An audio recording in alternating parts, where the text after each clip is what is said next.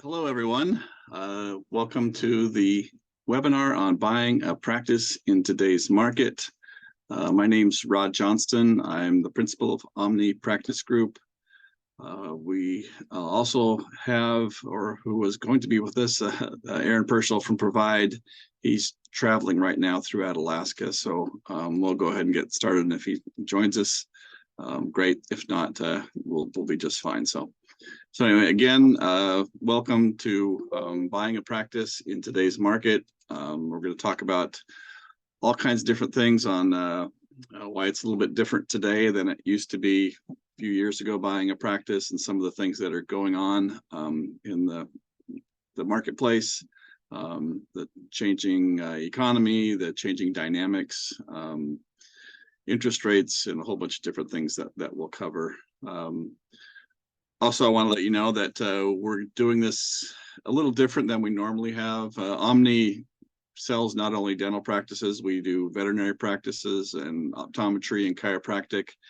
So we're kind of doing this as a generic practice buying, but coincidentally, it's all pretty much the same or very similar from one genre to the next. So we'll cover that, and I may talk about some differences in between the two, but for the most part, everything is pretty much all the same. So sit back, pour yourself a cup of coffee or tea or whatever you drink, and we'll go ahead and get started. And our agenda, let's see, important stuff, just relax. Be sure and ask lots of questions. There's a Q&A or a chat. You can click on those. I'm sure you've all done hundreds of Zoom calls thanks to COVID over the past couple of years. So feel free to ask any and all questions that you'd like. I'll probably answer most of those at the end of the call, or in the end of the meeting. But if something pops up, I'll be sure and bring that up as well. So again, I'm Rod Johnston with Omni. I started Omni 2004. We'll go a little bit about that. Again, ask lots of questions.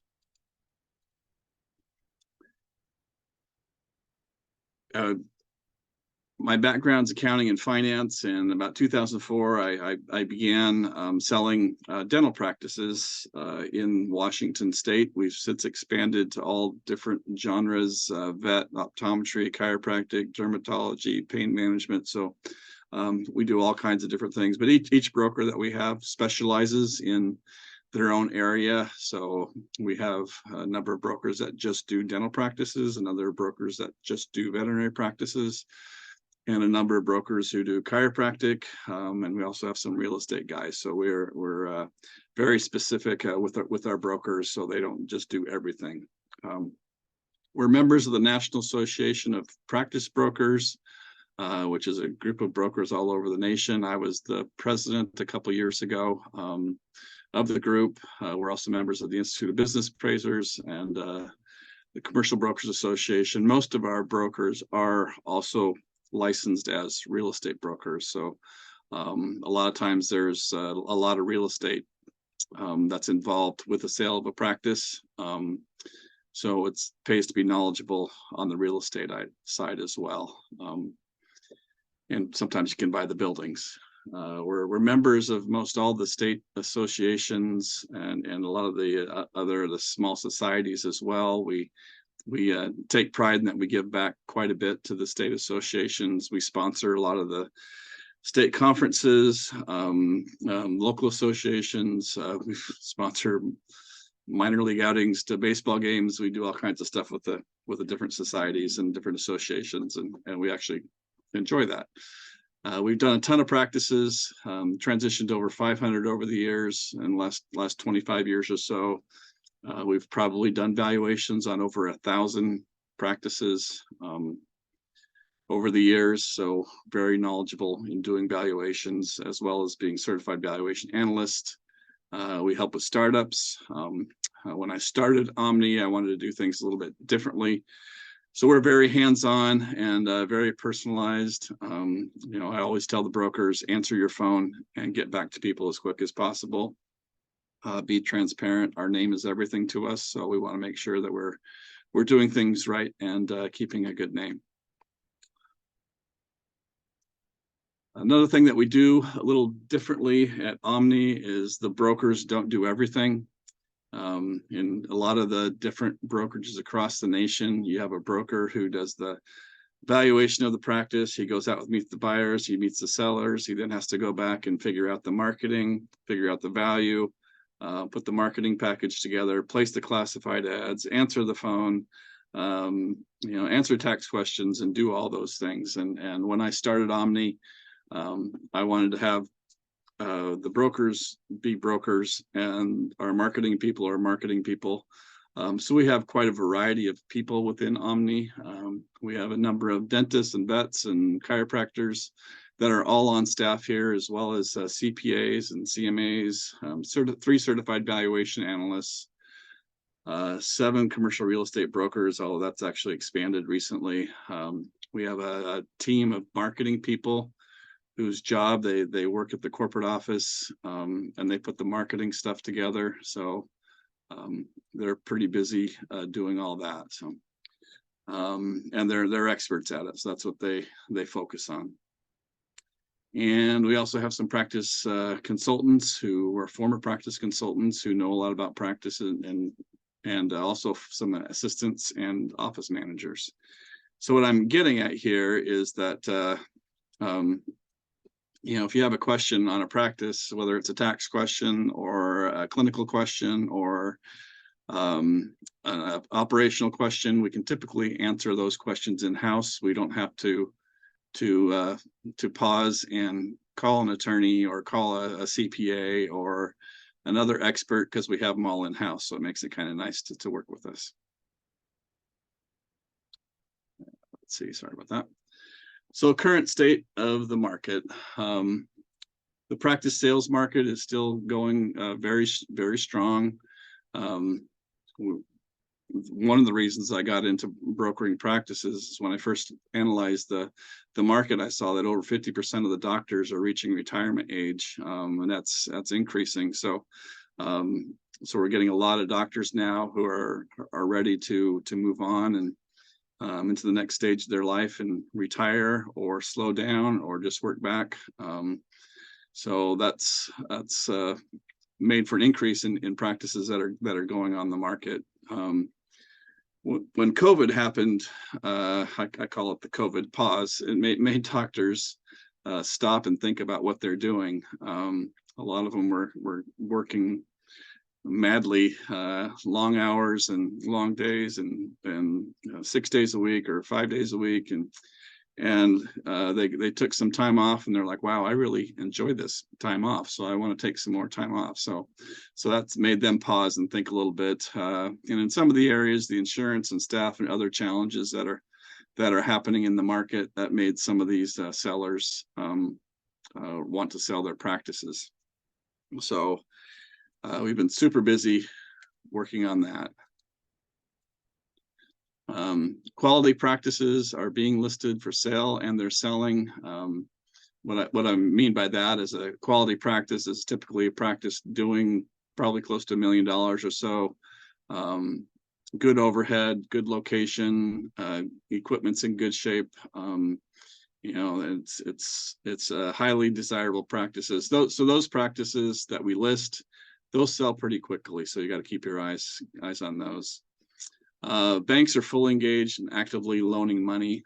When I first started brokering practices in the early 2000s, there was probably only 3 banks that were lending to practices. So it was fairly simple. You would basically go to all 3 banks and get a quote and get the best rate that you could. And that's grown. Now there's probably 10 to 15 banks that lend to practices. So it's more competitive. Rates are still pretty decent. They've gone up. If you haven't bought in the past few years, you missed out on the 2.5% financing that was there a few years ago. Nowadays, we just did one transaction. I think they quoted 7.25% for a practice loan. Those fluctuate up and down a little bit. So, and they vary from bank to bank, as well as the term of the loan, which you can get used to be just, there was a 7-year loan, that was it. Then they did a 10-year loan, And now there's a 15-year loan, which reduces your monthly payments, so it makes your payments a lot lower. And a couple banks actually just came out with a 20-year loan with a 15-year payoff. So the amortization of the loan is over 20 years, but you have to pay it back in 15 years. So it makes the loan payments a lot lower. So, but again, banks are out there lending actively, and there's no shortage of loans out there. So, and they're lending 100% typically for most part. There are some times when the bank may require the seller to carry back, but that's pretty rare. And with the availability of money and new potential buyers, practices the values are holding strong.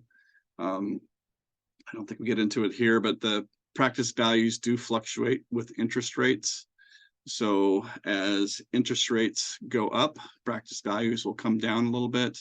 Interest rates go down, practice values will go up. And that's because the banks look at the value of the practice. When they look at the value of the practice, they look at the cash flow, and the cash flow includes the debt service. So if interest rates go up, your debt service payments will go up, which means your expenses will go up, which means your cash flow is going to go down. So the lower cash flow, the lower the value of the practice. So I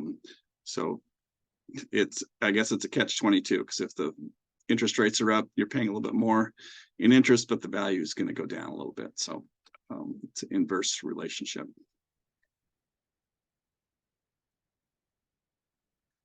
As I mentioned, good practices in good areas, sell fast, don't hesitate. We have doctors that might look at a practice in a downtown metro area that's doing $2 million a year and taking home money in the wheelbarrows and great overhead and just a great staff and just a rock star practice. And then they go home and think about it for the weekend. And by the time the weekend's over, they've hesitated and they lost out on that practice. So if you find a good practice that you're 95% sure is what you like, you should put in an offer at least in order to move forward.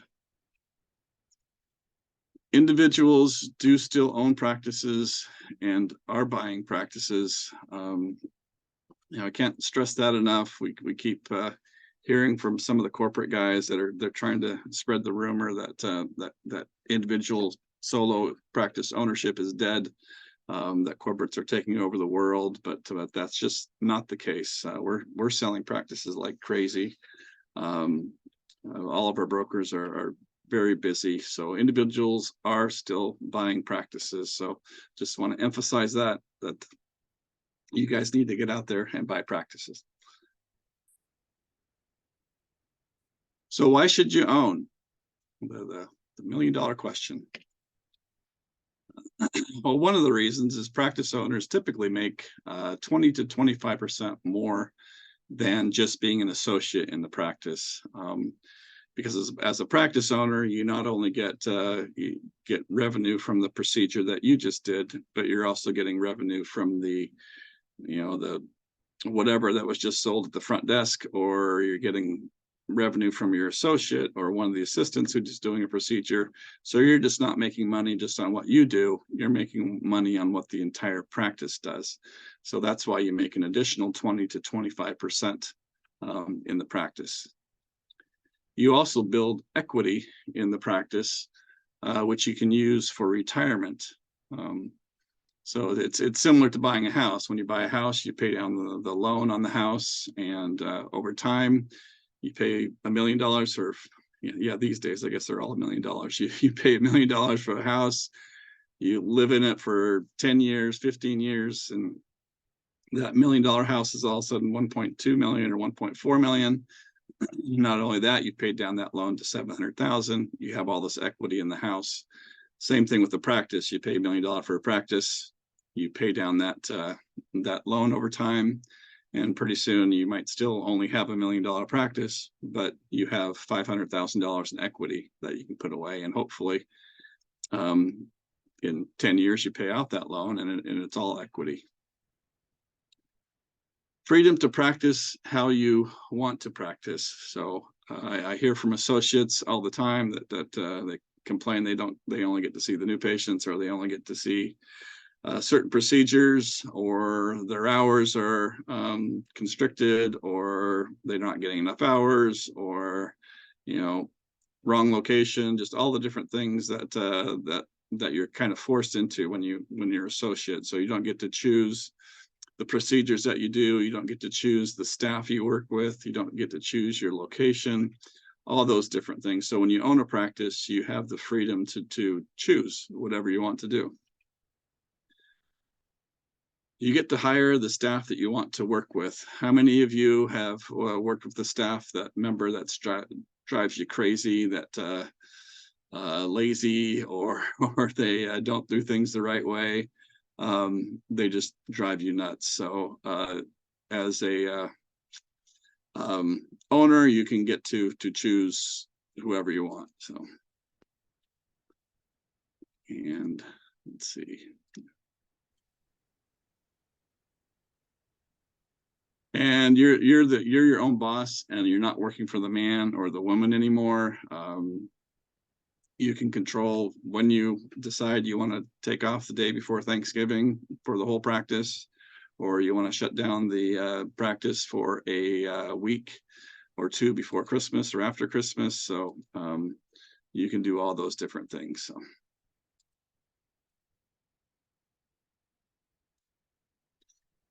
Sorry, I'm promoting Aaron to panelist here, so he can jump in.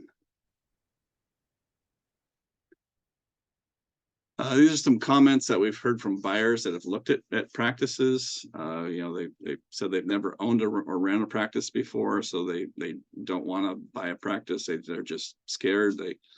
They scared of failing. It just doesn't happen. So the failure rate on practices is less than 1%. Another reason is they're afraid they'll fail. Failure rate is very small. The practice doesn't do certain procedure or certain service that they provide. So that's one of the reasons we hear from potential buyers is why they're not going to buy a practice. Which you can implement those procedures in your practice if you'd like. So just think about those things. I've heard staffing issues are tough these days. Yes, that's true. Staffing issues are tough, but they're always tough, and it's going to improve. There's always going to be some challenge with being an owner of any business. I own Omni. I always run into different things that I have to figure out. So it's just part of the process and part of the reason you make 20 to 25% more than an associate. I don't want to be tied to a location. That's something that you have to do ahead of time. You have to figure out where you want to work. And once you're there, and if you do get tired of it at some point, you can actually pick up and sell your practice and move. High student loan debt. That's kind of across the board these days. Student loan debt depends on if you're a dentist, the student loan debt is probably approaching 400,000. For vets, you're probably a little over 300. Optometry is 250. I forget chiropractors, but it's high. Even outside of medicine, it's high. So it's just something you have to live with. And as you buy a practice, you make more money, so you can actually pay that debt off sooner. So Aaron, I think you're on mic, so you can chime in whenever you'd like. So yeah, and I was trying to get my video to work, but it wouldn't work. Can you hear me okay though? Yeah. Okay. Yep. Yeah, a couple of things to add to this slide just real quick is so I was actually a dental practice broker for 15 years and ran my own firm. And I will just tell the folks in here considering buying, like, owning a business is a financial pressure that you'll never understand until you do it. Nobody can tell you. If they haven't done it, they can't really tell you what it's like.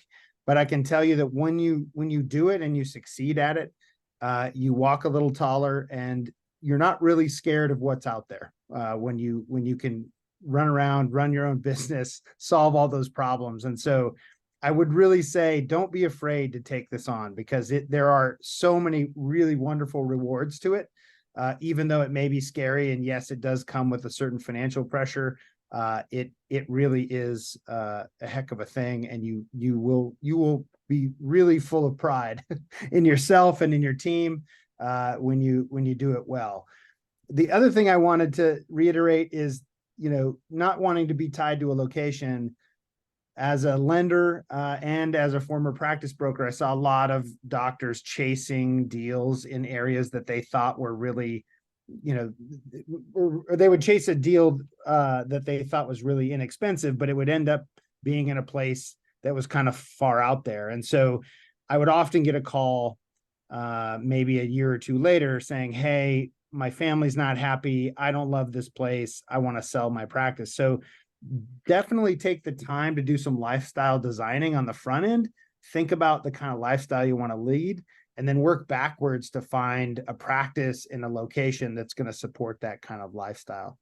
And then the last piece is just the high student loan debt. Yes, it is what it is in terms of that. But I will say, I rarely find student loan debt to be the thing that keeps people from obtaining financing for buying a practice. So as long as you keep your loans on IBR, income-based repayment, that helps with the global cash flow analysis, and certainly helps the lender lend you the money to buy that practice. Even if you haven't done that, don't give up, because there are ways to make it happen. So I just don't want people to sort of believe the narrative that a lot of the big DSOs are out there talking about, saying, well, you have too much debt and there's no way you'll ever be able to afford a practice. It simply isn't true.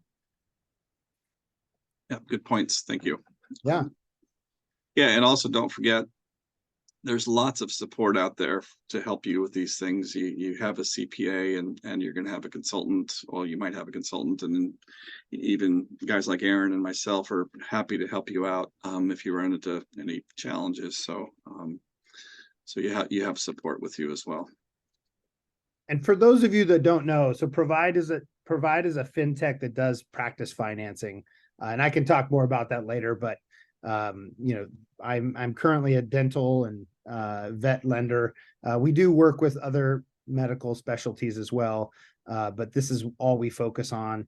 And we were the number 2 dental lender in the nation, and fast becoming a real player in the vet space as well. So it's definitely a passion of ours to see independent doctors remain independent and continue to have independent doctors entering the marketplace.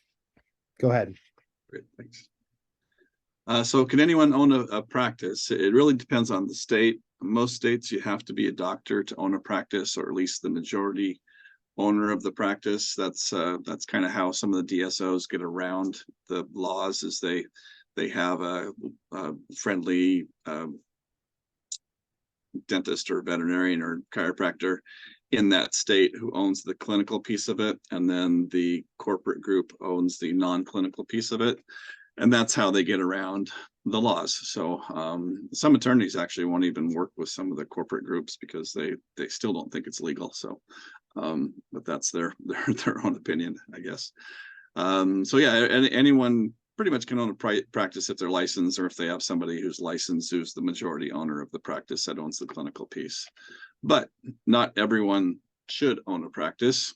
As I mentioned, the failure rate's very low, but typically you don't like to see the new graduates fresh out of school, although I've had a couple cases where I've had doctors buy practices right out of school. Just, and in fact, one of them, we worked on the transition before he was even out of school. We got everything going, and he was ready, and he actually did quite well. But he was an anomaly. His parents were in the field, and he was kind of a star student. But it's pretty rare. There's a lot of things you have to learn that they don't teach you in school.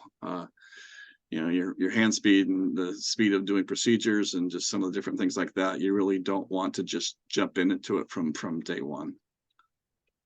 I also think there's a process by which you kind of figure out what what you like or don't like in that first year or so out of school. So I agreed. It's very rare for new grads to buy, but in some cases, especially if they're second career or something like that, second career dentist, it can be done. Yeah, and this next one too, Aaron, if you want to take that, the poor producing doctors, that's something that you guys look at. For sure, for Approval sure. loans. Sort of the average doctor production that we see out there is about 550,000 or so.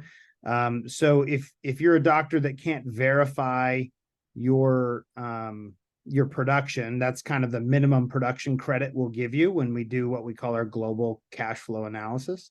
But yeah, doctors who don't produce, above that, it starts to get really difficult to find them a practice to purchase, because anytime a practice falls below about 400,000 or 500,000 in annual collections, the fixed costs of running that business start to eat up a larger and larger proportion of the profits, and it just starts to squeeze cash flow really badly. So yeah, I would say spend that time right out of school learning how to produce, learning how to present treatment plans, and how to be fast at it, because being efficient in the operatory is what's going to drive drive your ability to get financing for sure. Yeah, because if you're not a high producing associate, you're not going to buy a practice and all of a sudden magically produce $1.3 million a year. It's Right. Takes years of practice. So and we've seen this before. I can tell you stories of doctors who saw their associate production and it's just like, yeah, you're really taking this on, and then they struggled and finally sold. So you want to work on your production. Another one is an employee attitude versus entrepreneur attitude. Owning a practice does require a lot of work. Owning any business requires a lot of work. I still clean the bathrooms at our office here. It's on the weekends. So, but that's a choice. But anyway, that's if you're an entrepreneur owner, you have to be willing to roll up your sleeves and do pretty much anything. If you have an employee attitude, you want to work 9 to 5 and be done and go home and go hit the beach or wherever you are. So just having the right attitude is important. Poor communication skills, personality, just kind of chairside or bedside manner.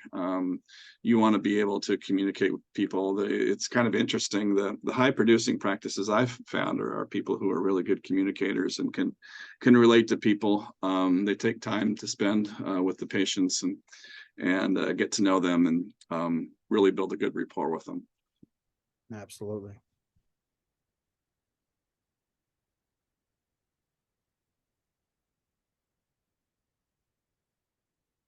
There it goes.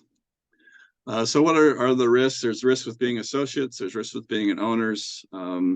Risk in being a career associate. You're one of the risks is your job goes away, or your the practice goes down. All of a sudden, you're making very little of the practice, or you basically have to go find a new job, and you might have a non-compete. So you may not be able to work in that area, or your hours get cut. You were working 5 days a week or 4 days a week. And all of a sudden the doctor says, well, our production's gone down. Things are slowing down. So we're going to cut you down to 2 days a week. Now you're stuck having to look for another job. Or the staff doesn't like you. I don't know if any of you have been in this situation where you might have a staff member or two that doesn't care for you, and they make things really difficult for you. So we've heard of situations where that has happened in practices, and the staff actually drives the associate out. So, and a lot of the owner doctors listen to the staff more than they'll listen to you. And if the staff doesn't like you, they'll figure out a way to get you out. Owner decides you're making too much money. This can be a pro and a con. You're taking home 250,000, they might get a little jealous and see that all that you're making. Or the opposite might happen. They really enjoy that you're making a lot of money and they're not having to work, and they're making enough to enjoy it. And so they're going to take all the time off, and you're left with not only working as an associate, but you're managing the practice and doing all the work as the manager in the practice. And we've seen those situations as well. So and you're not getting paid to manage the practice, you're getting paid as an associate. So does the non-compete still in effect if you're let go?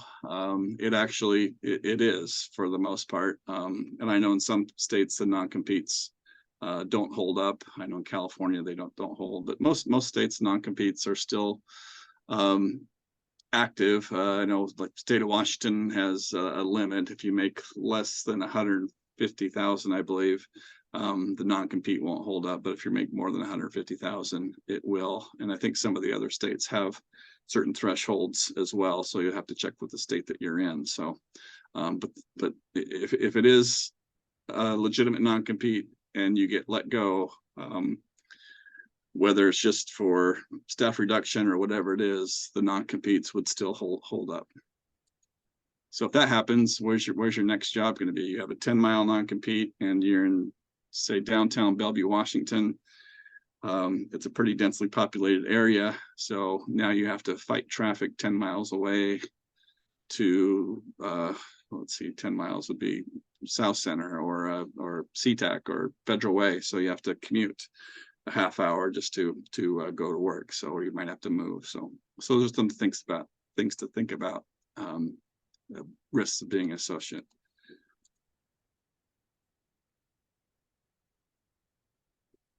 Okay, risk as an owner. There is a risk of failure. And in the medical world, that's kind of a luxury. The vet and dental practices just don't fail. So that, I don't know the exact number. Maybe Aaron, you do, but it's below 1%.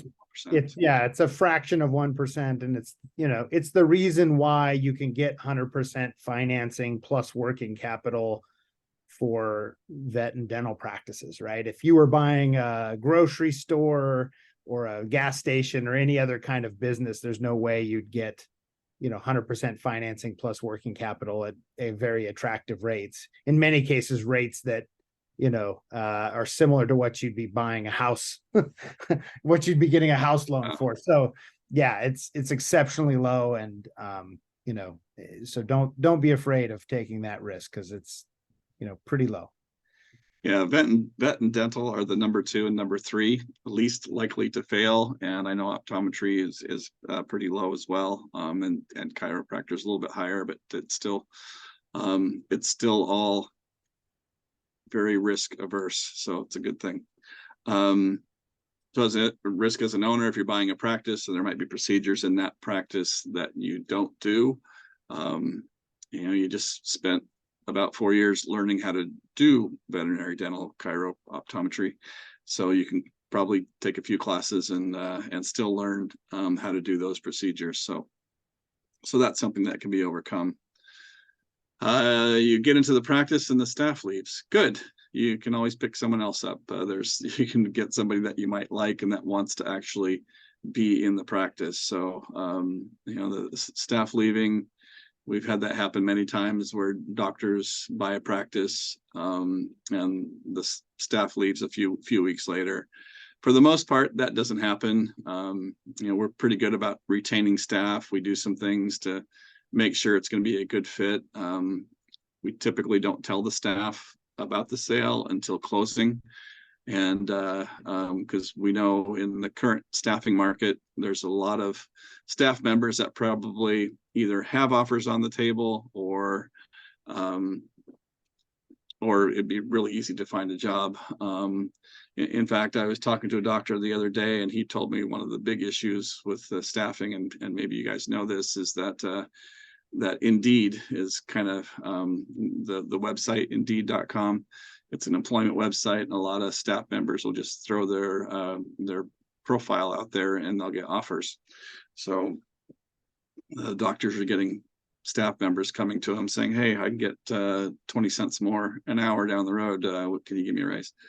So so you want people who are going to want to stay there anyway. So as an owner, you may want to move at some point. Maybe your family, your parents get sick and you want to go take care of them, or your spouse decides they want to live in Florida or California or Hawaii. So then you have to kind of figure out what to do. And the nice thing is you've built equity in your practice.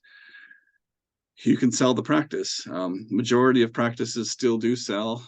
Rural areas take a while to sell, but they for the most part eventually do sell, especially if it's a good practice. Totally. Hot practices, metro practices, like I talked about earlier, those sell usually in 6 to 9 months. So I will also just say that your skills are readily, needed and in demand just about anywhere. So, even though, yeah, you may want to move, even if you have to go associate for a while, or if you go buy a practice somewhere, I typically don't find people get stuck in these roles if they are an owner and they do want to move. Yeah, but just keep in mind that it's not you're not selling a car. It isn't like you put it on the market and it sells in 2 weeks. It might take sometimes a year to 2 years to sell if you're in a rural area. So, but it is sellable and it can happen. So the other risk is you don't know how to run a practice. You've never done it before. You've been an associate all these years, and now you have to try to figure out what to do. Well, a lot of practices that have good staff in place, they pretty much run it for you. The front desk knows what to do, how to fill the schedule. The staff, the assistants know how to keep the supplies supplied. The hygienists know how to keep their schedule full. So there's a lot of nice practices that you really don't need to know how to run a practice. You just need to show up. It's plug and play. And those are the practices you really want to find that are systems are in place, they're going well, and you just show up and do your clinical stuff, and everything else is run by the staff and the experts, the CPAs, and those people. So Rod, we've got 3 questions right now. I tried to answer a couple just privately, but there's 3 here that I think might be good to discuss. Do you want to take time to go through those? Sure. Or wait to the end. I'm fine either way. Let's wait till the end. I think let's just do that. You bet. And thank you, by the way, for the questions. Yeah, keep them coming. These are good ones. Yeah. So who should own a practice? We talked about this already. Speed to complete procedures is average, above average. You're ready to be your own boss. You've been working as an associate, being told what to do for years, and now you're ready to jump into something else and be your own boss. And you want to build something of your own. From someone who's built their own business, it's kind of gratifying to kind of see what you've done and build your own practice and your reputation and goodwill and everything that goes behind it. So it's kind of a gratifying feeling. You want to settle down in an area of your choice. You've decided you've tested a number of areas, and now you kind of know what you like and where you want to be, and that's where you're going to settle for the next 20 to 30 years. So that's where you're going to buy a practice, and you want to control your own destiny.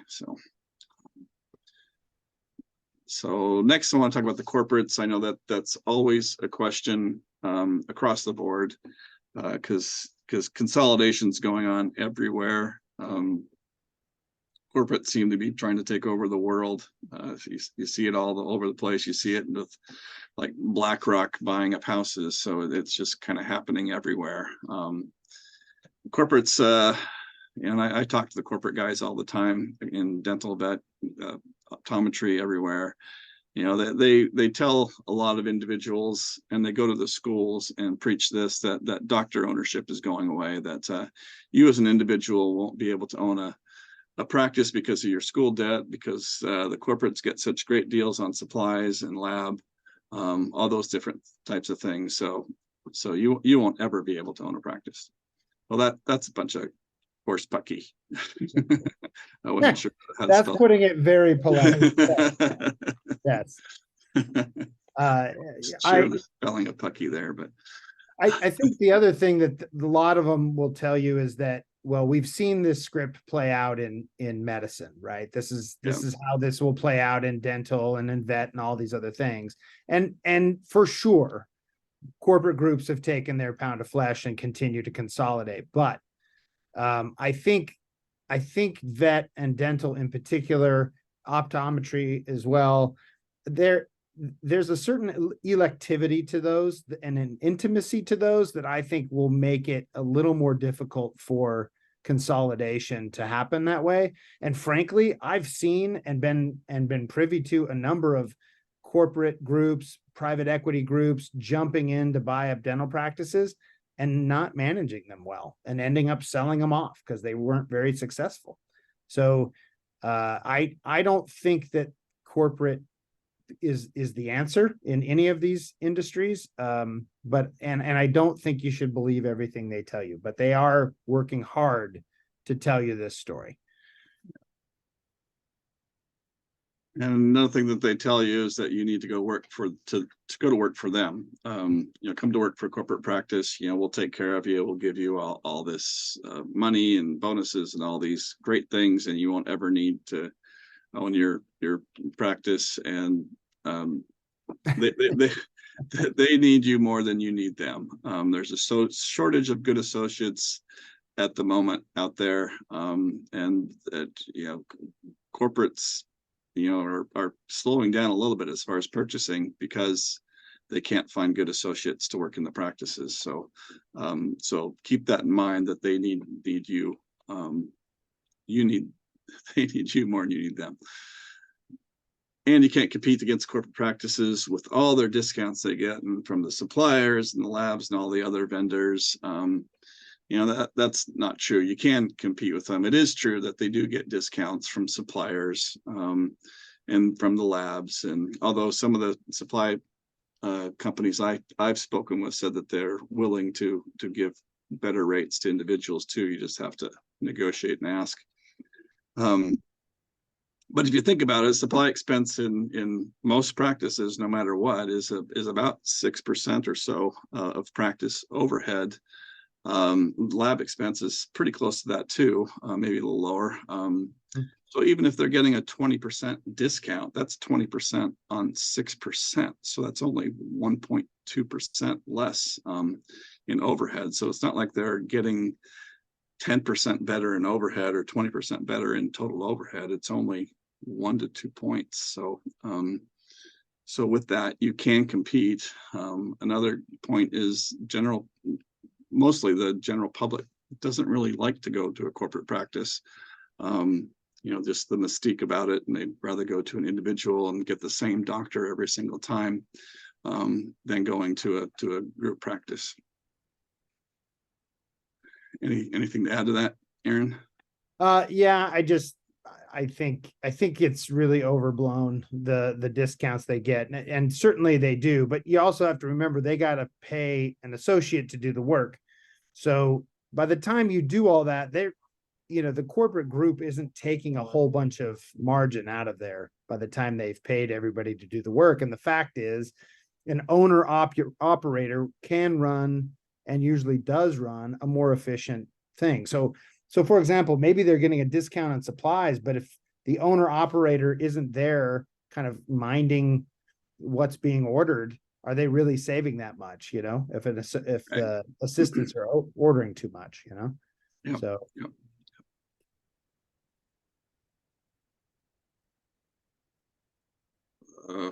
Sorry, I'm not sure what happened there. Do we just go round the horn? Now we're back to the beginning. We did, yeah. Sorry about that.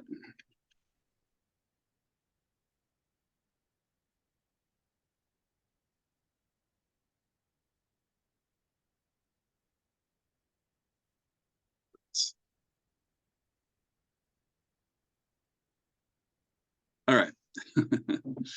Corporate ownership has been increasing. It's been very active. Dental vet across the board. As Aaron mentioned, this isn't the corporates consolidating. It's not the first time this has happened in the world. The medical space has been pharmacies, and there's hardly any pharmacies left, but there still are some individual pharmacies owned by individuals. So it's been happening for a long time. And corporates themselves have even told us once they get a lot of the big practices purchased, they're probably going to slow down consolidation. So they like the big practices. They don't like the mom and pop $500 to $800,000 practices. They like the 1.5 to up practices, and they really don't like the smaller space practices either. They like the bigger ones. So, and I think no matter who you talk to, it's somewhere between 25 and 40%, depending on who you talk to in the dental and the vet space. I think optometry is probably pretty close to the same as well. So, so it's not fully consolidated. And there are some good groups out there, and there's some bad groups. I want to make sure I point that out. I don't want to say that they're all bad. There are some good corporates that actually do try to do a good job for their patients. They do try to retain staff and retain the associates, and help with the associates as far as education and those types of things. And there is a time and place for corporate practice. So they are good in some ways. So, and look at the models that they're deploying as well. You know, for example, I know that some DSOs are using a joint venture model where they will partner with kind of the main associate, and that associate gets a significant piece of the equity. And I think those models can work very well. yeah. Again, there's good and there's bad operators out there, but I think not all are absolutely bad. Right. Yep. Exactly. And I would suggest if you're a buyer and you get a corporate offering to give you a bonus and a scholarship, take it. Then fulfill your commitment, learn from them, go into the practice, learn procedures and some of the things that they do well, and then go off and buy your own practice. So, but you can learn from them, and you can use each other, I guess.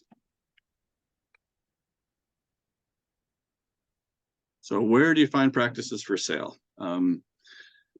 Most practices are still sold through brokers. So practice brokers list about 6% of practices throughout the United States. Associate to own is another option. You can, if you like the practice that you're in, you can be an associate to own, but you have to be careful with those because a very high percentage fail before they actually make it to ownership. That's because the things change over time. If you have like a 3-year or 5-year option to buy the practice that you're in, and you're in the practice, sometimes the owner decides that they really don't want to sell quite yet. So then you're stuck for another 5 years or 3 years or however long until they decide that they want to sell. Or maybe they decide they want to sell earlier and you're not ready yet to make that commitment. So, and the opposite happens too, where the buyer, the associate in the practice, maybe they have a parent who becomes sick, or their spouse decides they want to move, or they find another practice that's a better option or a better fit for them. So then they decide to leave. So lots of reasons why the associates owns fail quite often, but there are ways to do it correctly, and you can give us a call and we can walk you through that. But it amounts to putting some money in escrow and locking each other in with the contract. So attorneys are great with that. State association website. Some sellers don't want to work with the broker, so they'll throw their practice on the state association website, so you can check there. There's study clubs and social clubs that you can check in with. I hear a lot of doctors selling their practice through those. Some practice brokers will do custom searches. We do that. So if you come to us and say, hey, I really want to practice in Plano, Texas, but there's nothing listed, can you help me? And we'll help you, by contacting practices in the area and help you find a practice to buy. You can also, by the way, go to Provide's practice marketplace. Yeah. So Provide is the only lender that has a practice marketplace where we scrape all of the listings off of the major brokers in every market, and then we consolidate them into one place. So if you go to getprovide.com, You can go look at all of those practices. You can save searches in there so that when things do get posted there, you'll be notified right away. It's a really handy tool for just seeing what's out there and getting connected to a broker if you need one. Yeah, thanks. I'll add that bullet point for the next presentation. Yeah. So what to look for when you are deciding to buy a practice? Well, you have to kind of sit down and think of what type of practice do you want? Do you want to buy a low producing practice that you can grow? I always use the analogy of, what type of house do you want to buy? Do you want to buy a fixer that you can go in and, change the carpet and the, kitchen and fix it up and build more equity in it? Or do you want to buy one that's already in place? So buy low is just buying a lower producing practice, and then you can work on it and grow it. Or maybe you want to buy a big practice that's already booming and it has lots of cash flow in there already. All you have to do is show up and the systems are all running smoothly. Everything's in place. Just jump in and go, get your loan and go. Or maybe you want the middle of the road. You want to buy just average producing practice somewhere around 700,000 a year, but there's still room to grow and improve and add procedures or whatever to get the cash flow up. So that might be another option. So just kind of think about what you want to get into. And the same with where you want to be. Do you want to be an urban practice or a rural practice? It all depends on how much competition you want.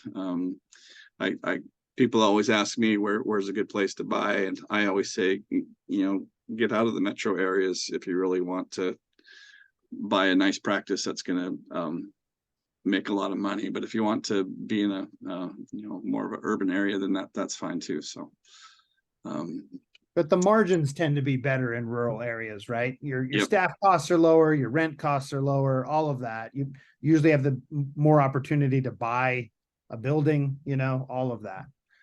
Yeah, I've seen rural practices where the overhead's 40% because they're paying assistants $14 an hour, and their rent's $2,000 a month on a 6,000 square foot building. So, do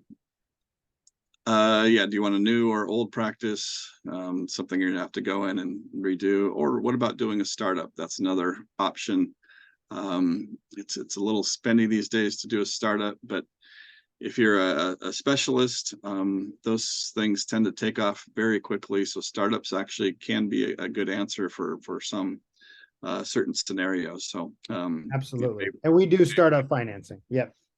Yeah, there might be a location that there isn't a practice, underserved areas, those types of things. So there are reasons to do startups, but I always recommend to first look at an existing practice, and if that doesn't work, then take a look at doing a startup.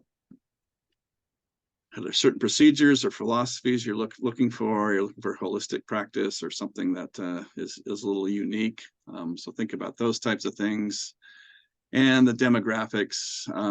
No one understand what are good demographics for the type of practice that you're looking for.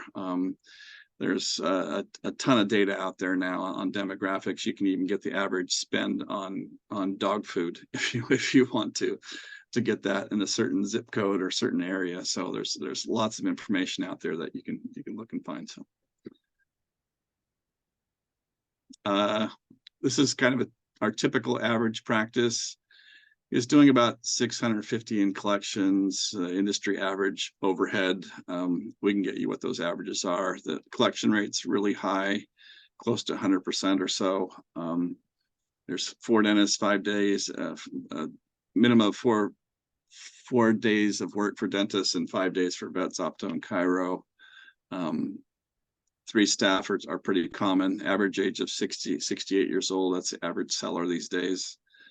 And about 10 to 15 new patients. So this is just kind of what we typically see. Just wanted to show you that. And then if you're looking for the ideal practice that you'd like to find, it's better than average overhead, industry average overhead. 10 to 20 new patients per month coming in. A lot of active patients. He'd love to see the upward trend in growth. Aaron loves to see this. Want to see it for sure. Trajectory instead of going down. So remodeled in the last 7 years. sellers willing to stay for a period of time to help out with the transition. A lot of times buyers think they want the seller there for 6 to 12 months, and it's typical after 2 or 3 weeks, the buyer's like, I think I've got this. So, Yeah. but they're at least on call. And most of the purchase and sale contract says they're on call for up to 12 months. Yeah, you want them there and available, but I think a lot of times there's sort of this idea that the buyer wants the seller to stick around and make introductions to patients and kind of do this thing. And I think sometimes it's hard to underestimate how awkward that really is in real life. And so, you know, in a pretty short period of time, most buyers I've seen just go, yeah, I don't think I need the seller in here every day. That's okay. Yeah.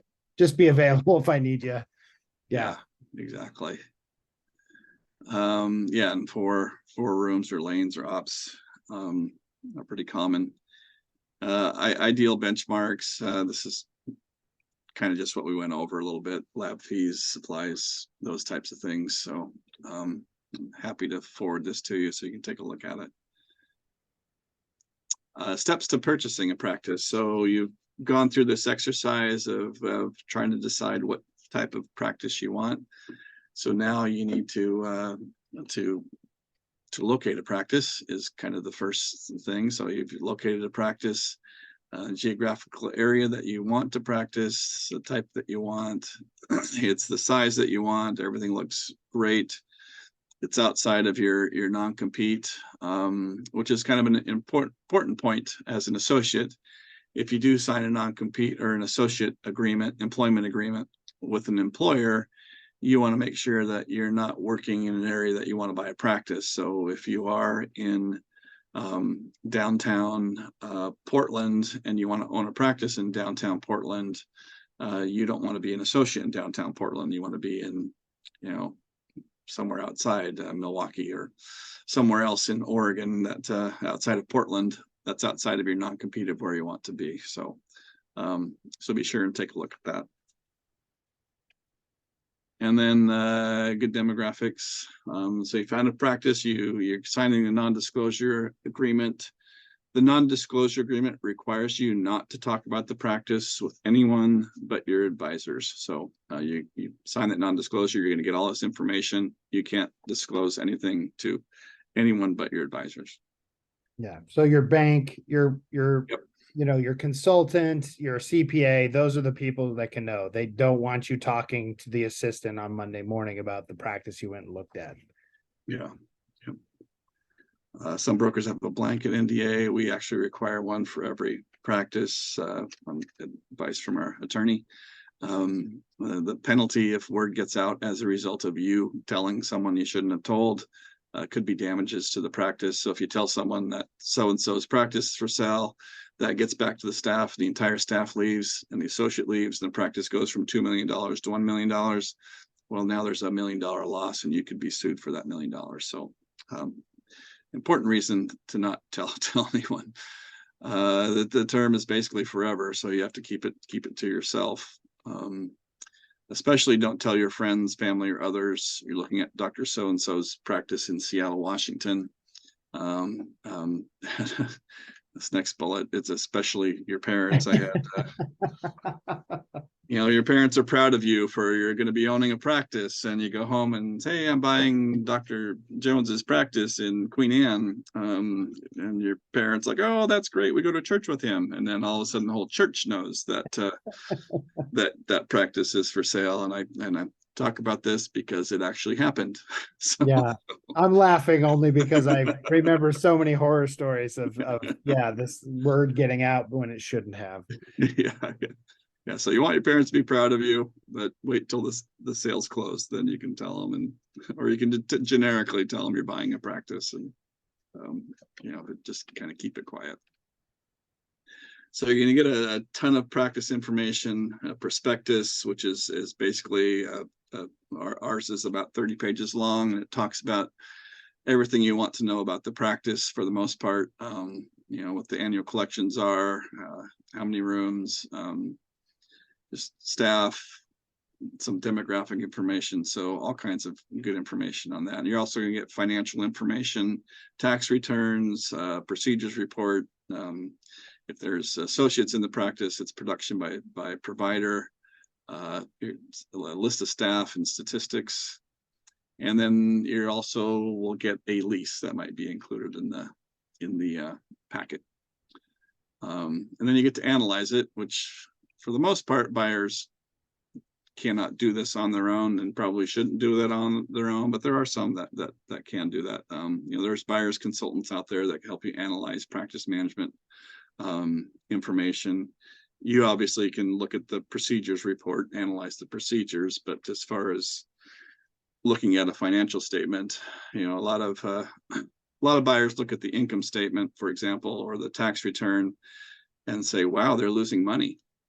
This practice isn't any good. It's like, well, it's actually a strategy that a lot of CPAs advise business owners to keep your taxes down, your tax payments down by, if you own the building, you're charging yourself a little bit higher rent, and you might employ your family in the office. You might run a few other things through your office, and that keeps your net income down.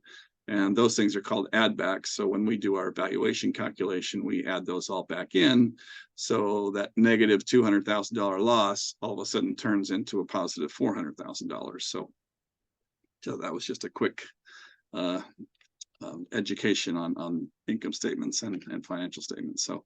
So there are some tricks that you kind of need to know to decipher the numbers. Totally. But you can know what the industry averages are. That's really important. If you see that the staff wages are 40% of the gross, and the industry average is 25% or 30%, then you kind of, it's not, doesn't mean the end of the world, but it means that's something to take a look at. And are the numbers of the practice trending up or down? And most importantly, why? If they're trending down because the doctor got cancer and has missed 4 months, that's one reason. If they're trending down because the doctor's bored, or because he's got some charges against him, or there's something not so good going on in the practice, that's another story. But if they're trending down for a reason that can be explained, that's a good thing. So excess of certain procedures or tests. I hate to say this, but there are some doctors out there who overtreat. We'll just call it like it is. And there's ways of finding out if there might be an aggressive doctor in the practice, and whether or not that makes sense to take a look at that practice. And in some cases, on the dentist side, all the treatment might be done, so there might not be anything to work on. Overly conservative treatment might be the other way around. It's actually an opportunity. It's actually a good thing. And the lease, is it above market or below market, or is it expiring? So just take a look at that. Is the overhead super high? Your accountant or advisor can help you with that. And this is again about the tax strategy with the running everything through the practice. I had a doctor had to give me a spreadsheet on what he was running through the practice, and it was 1.5 pages long of things that he was running. It was a storage unit, and he was paying his brother counseling, consulting. It was huge. But I think the point of that is, don't necessarily panic, because a lot of times you can dive into those and get that sorted out. And so just because the numbers look a little wonky doesn't mean that this is a bad practice. Sometimes you just have to dive deeper into the numbers. The other thing I will say is that your lender should be a key part of this data analysis, because, for example, like looking at the numbers, knowing what the industry averages are, benchmarking it, and then running that global cash flow analysis where we're looking at your personal financial picture married to the cash flow generation of this practice. That is really invaluable. And as the lender, we're the only one in this entire equation who's going to stand there and take the risk with you as the buyer. So, our goals are aligned with yours. We don't want to see you get into a deal where you can't pay us back. So it's free to you, and it's usually pretty quick and painless for us to run the numbers, let you know what we think, and if it's going to be a good fit for you or not. Yeah, it all goes back to and get help analyzing and with the process, because you know, we can't all be experts in everything. So and brokers definitely are not either. So ask, Sure. I guess, is the key. Yeah. Leases are an important part of buying a practice. Leases can be deal breakers. There's things called tear down clauses, which banks hate. And we do too. It's basically says that the landlord has the right to evict you at any point in time with a 12-month notice or 6-month notice or 18-month notice. So that can happen anytime in, for example, a 10-year lease. They can year 3 say, hey, we've decided we're going to redevelop this property and we'd like you to move by next January. Thank you very much. And that's it. They don't give you any money. They don't give you any, you know, they might give you a Christmas card, but that's about it. So you're not going to get anything. So if you see that in there, it's a red flag. It's not a deal breaker, but it's definitely throws up some caution that you need to take a look at that a little bit further. And some of the landlords just have it in there because they have an old building and they don't know what they're going to do with it. So they put that in there. Exclusivity in the building or complex is nice. You want to be the only practice of your type in that complex, especially if it's a fairly large one. You don't have competition next door to you. How many years left on the lease is important to know. Yep. We require 5 years of term plus renewal options on our loans. Other banks will do, you know, they'll want enough term plus renewal options to cover the full term of their loan. Oftentimes 10 or 15 years. We're a little more lenient than most on that, but generally you want to have a path to be able to stay there long term. Option to buy or right of first refusal. It's something you'd probably want, especially if it's a standalone building. You know, you like to be able to control your destiny, not only in your practice, but also in your building. So you don't have that tear down clause. So you just buy and own the building. Plus, it's a great investment on your part. You're paying yourself instead of paying a landlord all that money. I've had several owners who they sold their practice for $400,000, but they got $2 million for the real estate. So it's kind of a nice another nest egg to add to your retirement. Who is the property manager or landlord, and are they easy to work with?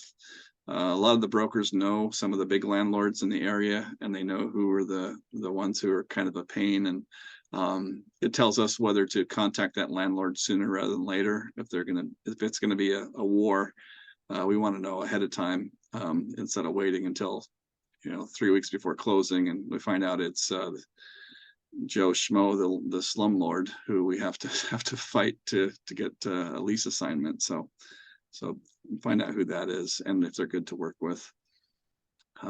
Expansion potential. You not only look within the practice typically for expansion potential, but you want to see who's next door to you. You know, I've had several occasions where it was a practice. It was a 3-op practice. Everybody hated it because it was only 3 small space. So finally, I went to the next door neighbor who was a mortgage company, and I said, "Hey, you know, we've got this place over here," and I didn't tell him it was for sale. I just said he was interested in expanding, and I said, "Would you be interested in moving?" And he said, "Yeah, actually, we've been trying to get out of this lease for the last 3 years, and we can't get out." So we were able to get an agreement in place with them that he would leave once we found a buyer. So there are ways to expand outside of the footprint of that space. Okay, so now you're ready you've looked at the numbers, you signed a non-disclosure, you're ready to go visit the practice.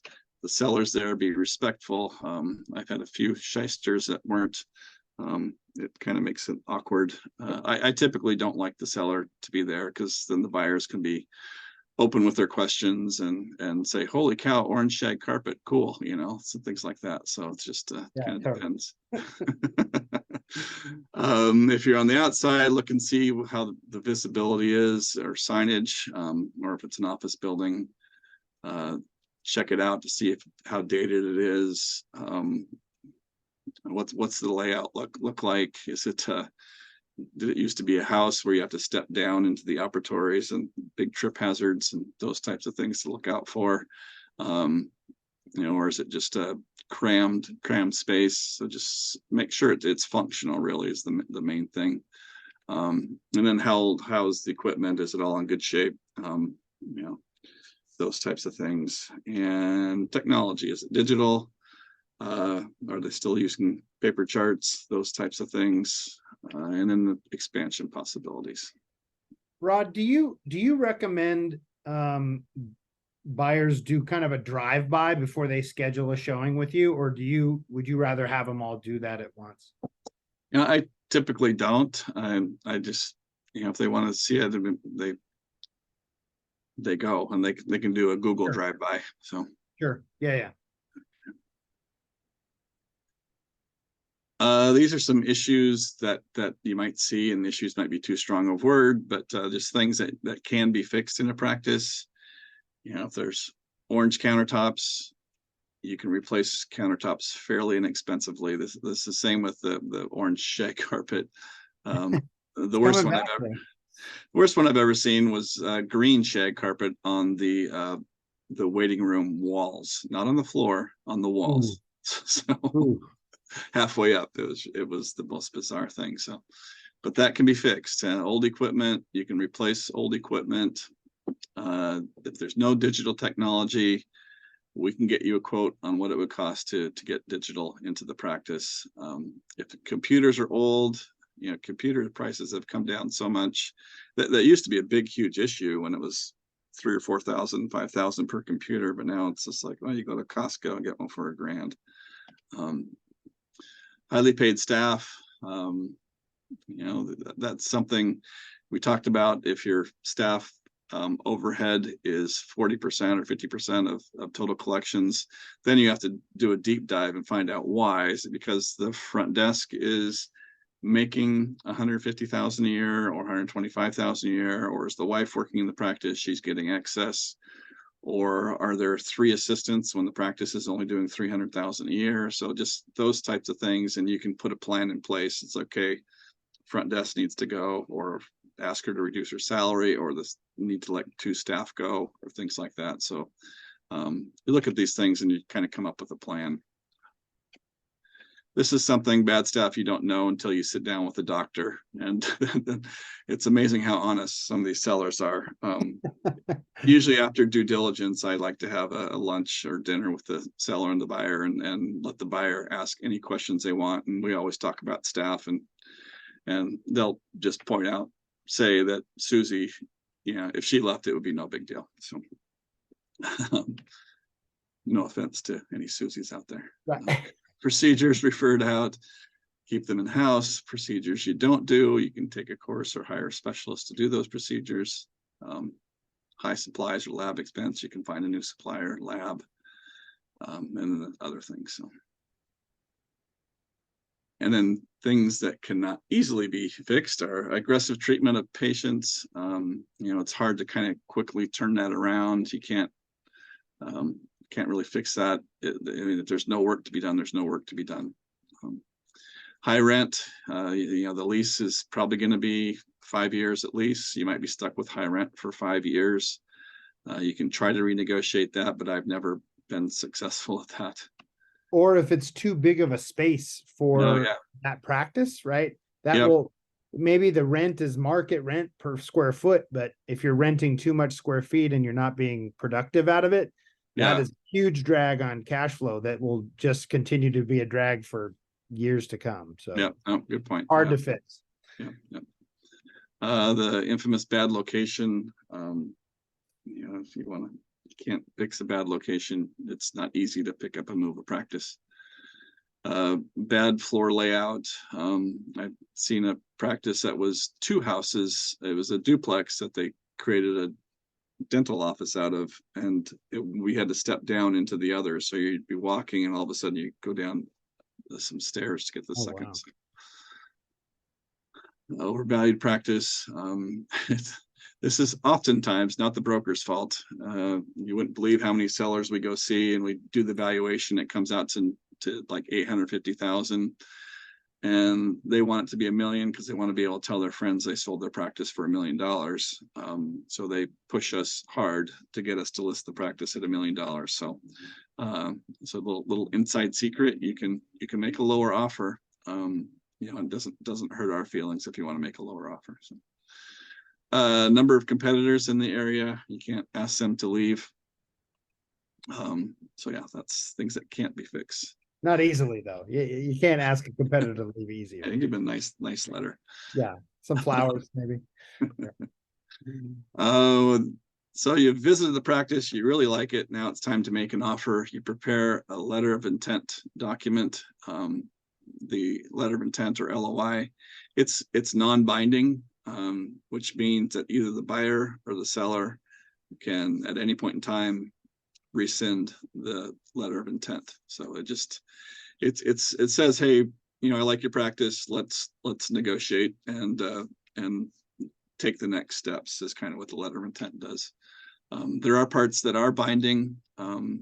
It says that the seller will not entertain any other offers, and it also says the buyer won't go look at any other practices. So they'll both agree to work hard to come to a binding agreement on the sale of the practice.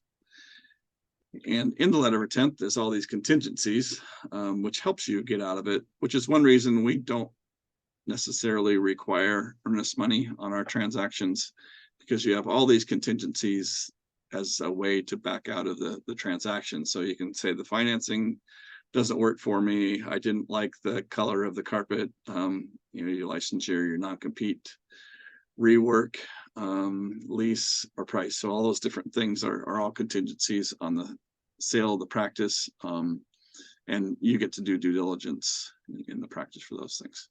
Yep. So when you make your offer, you're going to be determining the price. We hear these rules of thumb quotes all the time. X type of practice is worth 80% of collections or 90% of collections. And, you have to ask the question, where's the practice? What's the overhead? What's the cash flow? What's the reputation? So there's so many different variables that go into the calculation of the purchase price. And we use 3 different methods. We always ask this scenario, which is better, a practice producing 1 million with a price of 700,000, or practice producing 800,000 with the price of 700,000. So you're paying the same amount for 2 different practices. One's producing higher than the other, and you think you're getting a better deal on the $1 million practice, but the $1 million practice has 85% overhead, and you're only taking home 150,000. And the $800,000 practice has 50% overhead. You're taking home 400,000. So the $800,000 is much better deal than the $1 million practice, because you're taking home a lot more money. So, and the rules of thumb, whatever they are for each industry, it provides some range. But the fact is, like, for example, in dental, we used to talk about 70%, 75 to 80% of collections, something like that. But the real range is really wide. I personally, and I'm sure Rod can chime in too, but I've sold practices from 30% of collections to over 100% of collections. So that's a huge variation. And yes, most are probably going to fall in that standard deviation, but rules of thumb are really a tricky thing, and definitely not something to be just applied willy-nilly. Yep. We do 3 different methods when we do our valuation. I don't get into explaining these too much, because when I do explain them, the people start to drop off the call, because it's kind of a boring, monotonous procedure that we do ourselves. The first one's the asset accumulation method, which is just basically a book value of the practice. We take a depreciated value of all the assets in the practice, the equipment and things like that. And then we come up with the value of a goodwill in the practice, which is really the net income times a multiple. And that multiple is based on the margins, the location, the reputation, and a whole bunch of different things in the practice to get that value. Second one's a production acquisition method, which some people are like, oh, that's a rule of thumb. No, it actually isn't. We take historical sales. So we know what a practice sells for in downtown Portland or in Long Beach, California, or Boston, Massachusetts, or Florida. We sell in those areas. And at the same time, if we don't sell in a certain area, we have bank contacts. We'll call Aaron and say, hey, Aaron, have you done any deals in Wichita, Kansas in a while? And so we have connections. And then the third method is the capitalization method, which is kind of an absentee owner method. So if the owner wasn't there, had to hire an associate, put them in place. What's the net income? And that's divided by a capitalization rate, which is industry standard. It's about 20%. So that gives us those three different methods. So then we blend the three together to come up with the value. And that kind of gives us a global overall picture of the practice instead of just looking at production or just looking at the book value or just looking at the net. It makes us look at everything in practice. So I know I kind of went through that quick, but I didn't want to lose people. Yeah, I want to check how many people. Oh, we're all still here.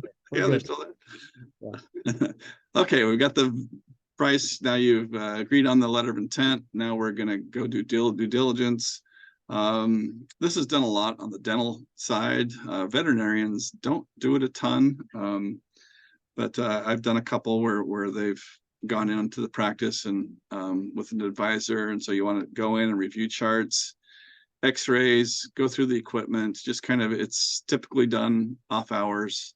No one's in the office. You can just kind of free will to open all the drawers, doors, look at everything. So it's usually a couple hours long, and you can run as many reports as you want in the practice. And then you put a list of questions to ask the seller, because the seller's not going to be there at that time. And then after we do the site visit, that's when I talked about the luncheon or dinner that we have with the seller and the buyer, and then they answer all the questions and discuss philosophies and staffing and those types of things. So, and then once they're ready to move forward, you already have Aaron enlisted to help you with financing. Yeah, I have this as step A because I'm really not sure. It should be step 1A probably, but it kind of feels right. So you want to speak with the banks. You want to take this part, Aaron? Yeah, go ahead and yep. So so definitely want to begin speaking with banks early in the process. I would even say before you start looking at practices, go get pre-qualified. And one of the things that we do at Provide is it's a 5-minute online pre-qual process. And then I will hop on a call with you and we might spend 20 minutes just going over it and then discussing what your plans are and talking about next steps and how we might be able to help.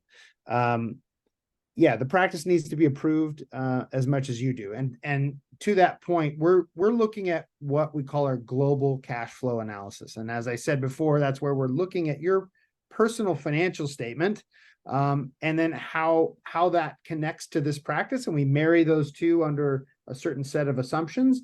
And that global cash flow analysis is how we make that underwriting decision. And yes, so for number 3, we are looking to see that you have some liquidity. And we can count a number of things as liquidity, not just cash in the bank, but it can be non-retirement securities. So if you had stocks or bonds in a just taxable Schwab account or something like that, you can absolutely count that as liquidity. We'll even take the cash value of a whole life insurance policy, something like that.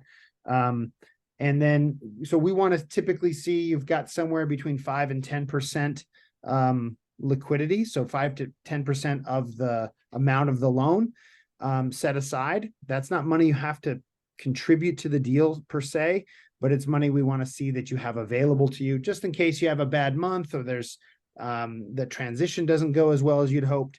You've got kind of a shock absorber built into your personal financial picture. Let's talk a little bit about number 4.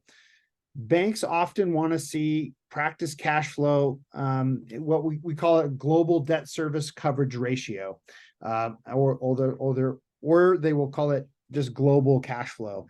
And we're looking for it to be somewhere around that 1.2 to 1.25 or better world. And basically what that means is, so if you had a global debt service coverage ratio of 1.0, it means that that practice is barely covering all of your personal debts and the debt it was required to buy that practice. So it's breaking even.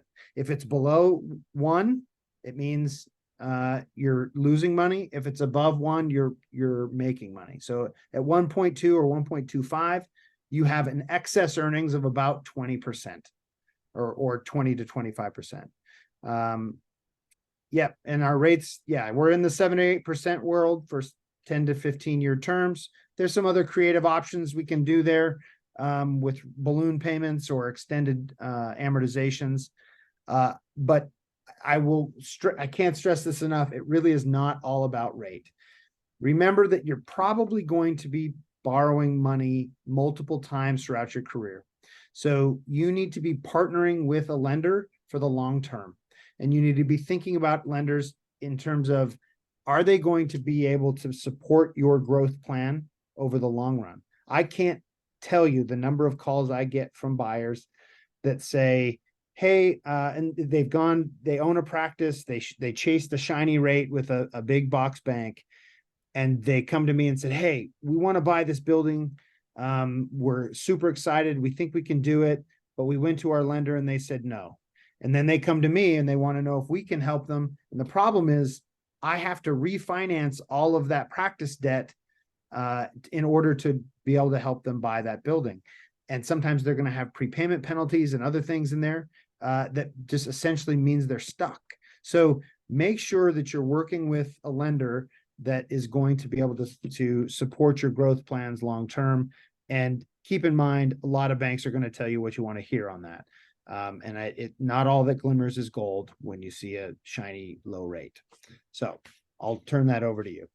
I'll get off my soapbox there. No, that was great. Good job. Thank you. Thanks for doing that.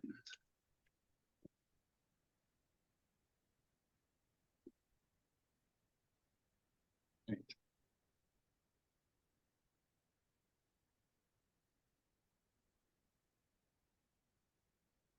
There we go. Okay, so now you've done due diligence. The buyer and the seller both get an attorney. The attorney for the seller prepares the purchase and sale agreement. That's what PSA stands for. And the buyer's attorney reviews the purchase and sale agreement. The buyer's attorneys and the seller attorney go back and forth, and of course they consult with you at that same time to make sure that you're getting what you want. And in most of the markets, there's specific attorneys for dental, specific attorneys for vet and optometry and chiropractic. And they all kind of work together. And I would strongly advise you to get one of those attorneys.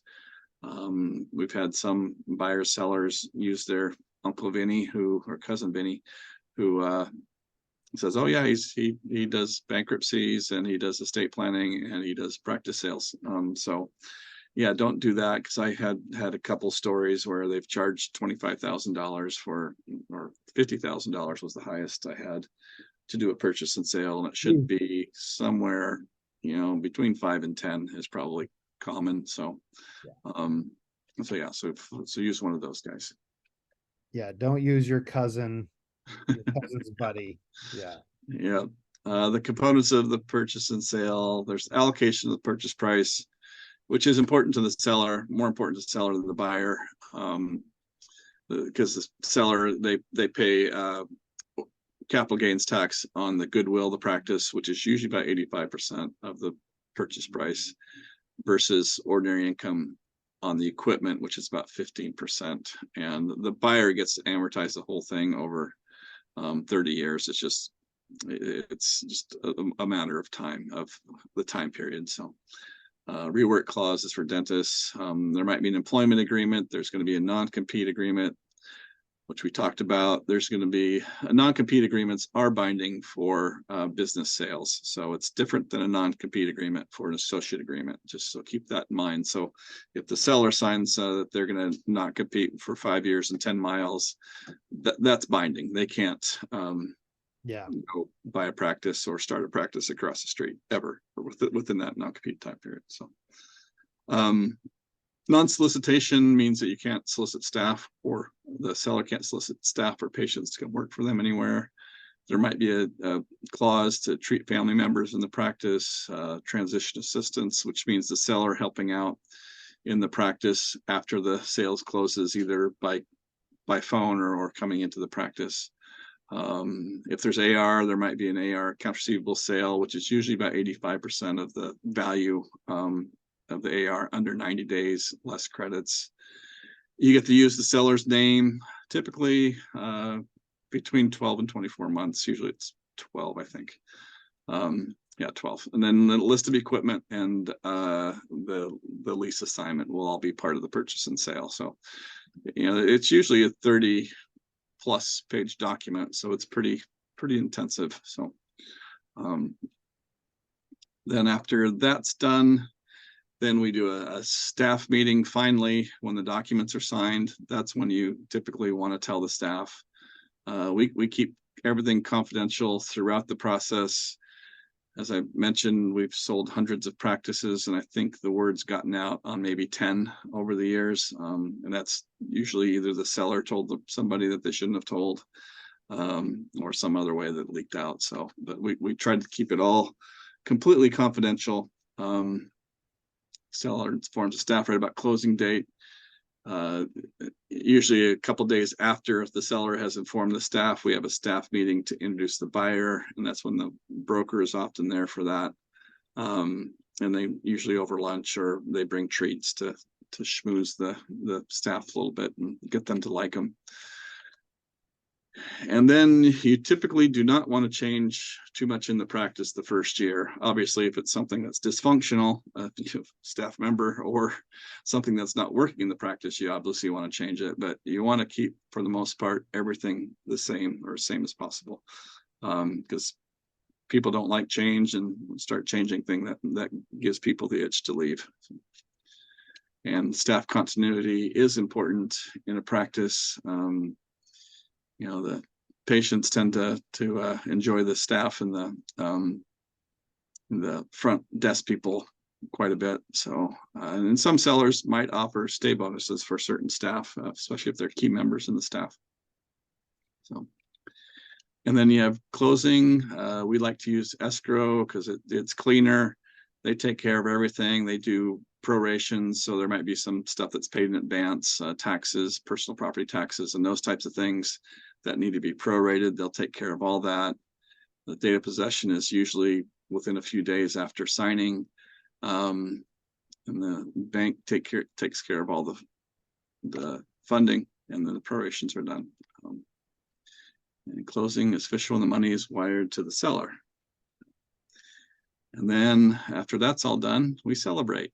So, so I've got 5 more slides. We'll finish up here. I think we're going a little bit over time. I always like to show this slide: the cost of delaying the purchase price, why you may overpay for a practice. So there's a story behind these last 5 slides. I had, we do these buyers things, presentations all the time, and I did one like 8 years ago, and this lady attended, and she attended every one for like 8 years. And I had shown her a bunch of practices, and the very first one I showed her, she actually liked a lot, and she didn't make an offer on it. And it was $1 million practice, and it was beautiful, well run, great practice. And then she had been out of school for 5 years, and she didn't buy it. So finally, in the 8th year, when she was attending the buyer's seminar for the 8th time, I said, if you would have bought that first practice, your practice would have been paid for by now. You'd have $1 million in equity in a practice. And she's like, I know. 6 weeks later, she bought a practice. And but anyway, that's kind of the side story. So I put some numbers behind it. What the cost of delaying, if your average practice owner makes 20% more than an associate, it's 20 to 30% actually, but we use the small number. And say you're making $175,000 a year as an associate, that's $35,000 per year in opportunity costs, which is 20% times 175. So if you waited for 10 years, that's $350,000 you missed out, plus interest, which comes to about 500 grand in lost income if you include the interest on that 350 grand. And that doesn't include the equity in the practice that you might have built up, which that one situation I told you was the $1 million that she would have had. So she had 1.5 million if she would have jumped at that opportunity. So why purchase now? Unicorns don't exist. So the perfect practice doesn't exist either. So, but interest rates are still really good. Banking climate's great, good economy. The longer you wait, the more complicated your life will become. You start buying houses, you get married, you have kids, standard of living changes. So there's just all kinds of things that change. Life isn't constant. It's not the same every single year. I don't know if you guys have noticed that, but I have. And just some skeletons really quick. Active patient counts are things to look out for, staff issues, some collection issues, treatment, those types of things, equipment problems, broken equipment. And don't be this guy. He's the 70-year-old associate who's going to buy a practice one day. And I actually met a guy like that who had an option to buy his practice, and he wasn't 70, but he was 58, and he had been in the practice for 28 years. And he had the option to buy, and he never bought. So let's go through our questions. Yeah, we've got some good ones in here, actually. Oh, good. Some really good ones. So maybe we can alternate. I'd love to know if Omni can approach a practice on behalf of a buyer for potential off-market sale. Yes. Yeah, we'd love to help you. We do that all the time. I've got 2 or 3 going on right now where we help the buyer with the sale. Walk them through the process. We have a big checklist that's got 72 items on there. We go through that. We can help analyze the practice, or steer you into the right person that can help you as well. So those must have been that one must have just been directed to you, because I don't see that one. Oh, okay, yeah, okay, I guess Good. so. Okay. I'm an associate in Tacoma. Is a 30-mile non-compete for 2 years enforceable? You want to take that, Aaron? Well, neither of us are attorneys, so tough for us to say. But I that 30 miles sounds a little large based on what I've typically seen. But I would encourage you to talk to your attorney about that and dig a little deeper. The other thing I will say is that I've seen non-competes get renegotiated down the road. And I'm not saying you can do it in every case, but sometimes rather than a legal battle, it's just easier to go have some radical honesty and talk it through with your employer to figure that out. I don't know, Rod, what do you think on that? Yeah, it has to be reasonable. Judges will look at that and determine if it's reasonable. So, if it was a rural practice, they'd probably say, yeah, that's probably reasonable. But, in my opinion, Tacoma, 30 miles is a little bit excessive. But like Aaron said, you probably want to give one of the attorneys and shoot us an email. I can give you a couple names to contact, and they'll let you know. So how many hospitals available to non-consolidators are a single doctor practice where the practicing doctor is the owner? I assume that means for vet. Yeah, I think That's what they're talking about. Yeah. We have a number of single doctor practices available in all the markets that we're in. So, if you're looking for a practice, we've got quite a few listings. So, and since corporates aren't buying a lot of the single doctor practices in the vet space, that means that there's a lot of availability. So shoot us an email and we can send you our list. What is the realistic multiple at the current market? Also, usually how much on average can you negotiate from the seller's price? For example, 10%. Good question. I think it depends on the situation. Ultimately, I don't think there's any set rule that you can usually get 10% off or 20% off. I mean, I've seen very aggressive offers be accepted, and I've seen really reasonable offers be rejected. And it just depends on the seller's motivation and situation around why they're selling and all of that. Yeah, it depends on the owner too. I've got one guy who's 72 years old, and he told me he wants to be done by the end of the year. So I know he's motivated, and he would take 20% off probably. And then there's others who was like, yeah, well, when a buyer comes, they come, and I'm not budging from the price. So it kind of depends. But as far as there is a certain threshold that you don't want to offend a seller either. So if it's going for $1 million and you want to offer 500,000, most sellers would tell you to take a hike, and they're not even going to respond to that offer. But if you're asking $1 million and you maybe do 850 or 900, that's probably in the reasonable ballpark. And the broker can advise you a little bit on that too. As far as multiples in the current market, if you're talking vet and it's a 2-doctor practice, then the multiples are still, it's going to be somewhere 8 to 10, I would say. It's really hard to say. It depends on the practice as well. So you might get higher for a bigger practice, but I would say somewhere 8 to 10. But call us and we can give you a better feel. If you're talking about a single doctor practice, then the multiple is going to be much lower, probably closer to 3 or 4. And the dental side, it's probably going to be, even with DSOs, we're talking the 4s, 5s. Yeah, it depends on the market. So we're talking multiples of EBITDA there. yeah, sorry, yeah, multiple. So that people know that, yeah, earnings before interest, taxes, depreciation, and amortization. The other thing I think to note on that is just that for a healthy practice, you can swing the value pretty significantly in either direction, and it shouldn't make or break the cash flow. And if it does, I would say maybe you're buying the wrong practice for you, you know. Just my 2 cents on that. Yeah. How to get ready to buy the practice right away when it hits the market. Go ahead, Aaron. You need to build your team first. So, and I would start with getting pre-qualified with your lender so that they have eyes on your personal financial situation and know if you've got any blockers there that are going to keep you from getting a deal done. Get in touch with a good attorney who knows dental, and then start talking to the brokers, figuring out where you want to be and all that, and sign NDAs with them so that they're ready to send you the information as soon as something hits the market. But build your team. That's really the best thing you can do, because when a good one comes on the market, there's usually multiple buyers trying to get it, and things happen fast, and you can't be timid at all. Yeah, I agree.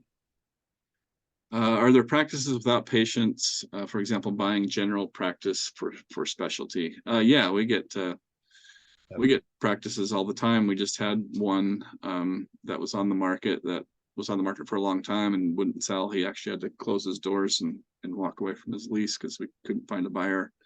There were no patients in that one. Steve Kakikis in Washington, who does a lot of startups, he gets listings all the time with vacant space. And we do too. Me and Frank Shabaka and Jen Bennett, we get listings where it's either there's no patients or there's very few patients left in the practice. So we call those shell startups at Provide, and yes, we can definitely do those. We look at them more like a startup. And conversely, there are practices for purchase that are only patients, right? It's just a chart sale. And the space is being sold to somebody else or something like that. So, and we work with those as well. How feasible is buying real estate and using that as collateral to start or buy a hospital? That's an interesting question. So it's collateral. We wouldn't necessarily. So if you're buying the real estate for cash, you might be able to do that. I think most banks would look at this situation and say, hey, we'll do a real estate loan for you to buy the commercial real estate, and then we're gonna give you a startup loan to start the practice and sort of remodel the building as needed for starting up whatever practice you're trying to run. So that's typically how we do that. But I suppose if you already own the real estate or you paid cash for it, that would factor into the bank's decision. Anything to add to that one? No, I think that sounds good. Can you talk a little about retirement For example, buy young versus sell when you retire. For example, if you buy something for 1 million with XX patients, what can you sell it at after 15 years with YY patients? Well, if you've grown the practice, it depends on the area, and it's hard to put a number to it. But you do want to, I mean, that's exactly the point. Thank you for helping with the presentation of why you want to own a practice, because if you buy it for $1 million, 15 years in the future, you've paid down that loan or paid it off at that point in time, and you have $1 million or a $1.5 million practice, you should be able to pay it. And the market's been fairly consistent for the last 15 years. So somewhere between, depending on your location, 70% up to 90% of collections. And I know you guys, oh, you said it sells for 90% of collections. That happens all the time. So yeah, go ahead, Aaron. I was just going to add, in my years as a broker, one thing that was really heartbreaking to see were doctors that were really banking on the sale of their practice as their sole source of funding for their retirement. And I will tell you that it is not going to be enough just selling your practice. You definitely need a good savings plan. Start that as soon as you buy a practice, start saving for retirement. But definitely, and certainly being a business owner, there are some additional benefits to you and some unique ways that you can save beyond just, say, a 401k or a traditional IRA. There's higher limits of contribution and so forth, but don't wait on that because your practice alone will not generally be enough for you to retire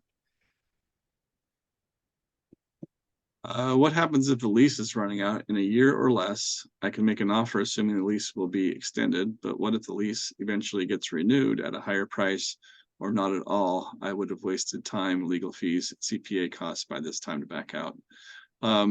Yeah, that's why it's really important to do the due diligence in a practice, and you don't hire an attorney until after the due diligence is done.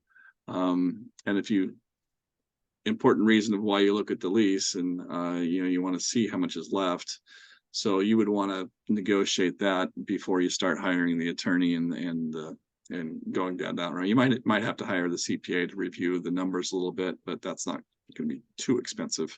The biggest cost is going to be the attorney when you hire them.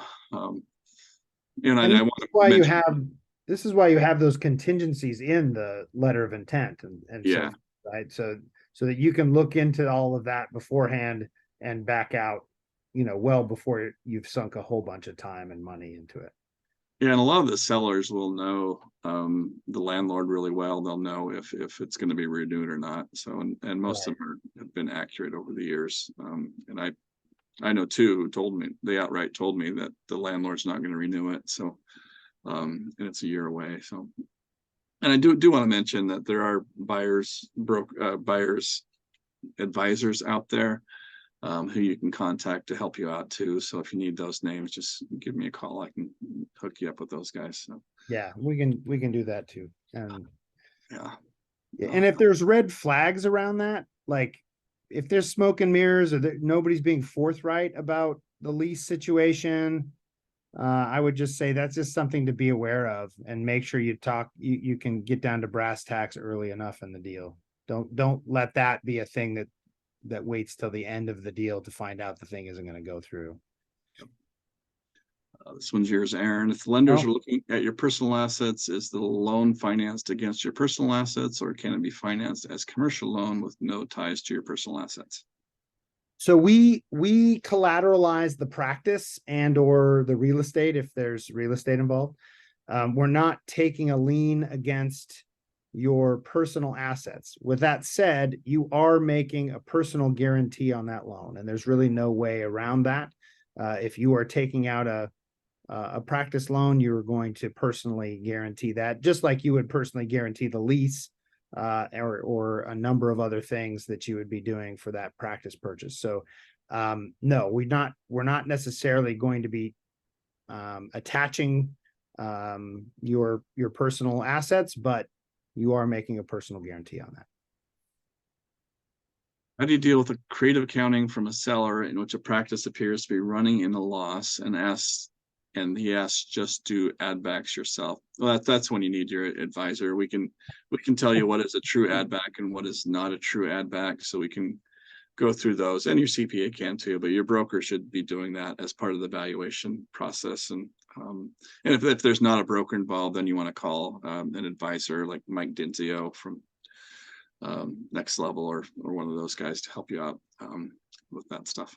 And some add backs are like difficult to do because they're buried so deep into a certain expense category or whatever. So I would just say that if it's really complicated, like there's not going to really be situations where the seller can just say, hey, you figure out the add backs yourself. It's not always that cut and dried, and the seller will have to cooperate with the CPA or the broker or whoever might be helping you to identify that stuff. If you're owning doctors sold to a collective and you have not signed anything with a new collective regarding a non-compete, would the non-compete with the practice prior to sale be no longer valid? I think so. That's a hard one to follow. If you're owning doctors sold to a collective, I think they're talking about a consolidator and you have not signed anything with a new consolidator. Yeah, then yeah, if you haven't signed with a consolidator, as long as you didn't have anything signed, because some of the associate non-competes are probably assignable and some are not. So you need to take a look at that, because if they were assigned to the new owner, then they would apply. But if you were working as an associate in that practice, I think that's what you're asking, then it would still apply. Yeah, I think that's just determining if the non-compete was assignable or not. Yeah. How to prevent bidding war when we offer less than listed price?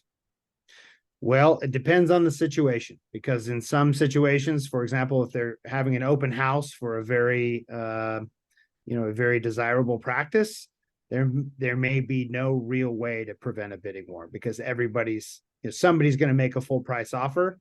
And so the only way to get the seller's attention from there is to either make another full price offer or put an escalator clause in or offer more. So it may not be possible in all situations to prevent a bidding war.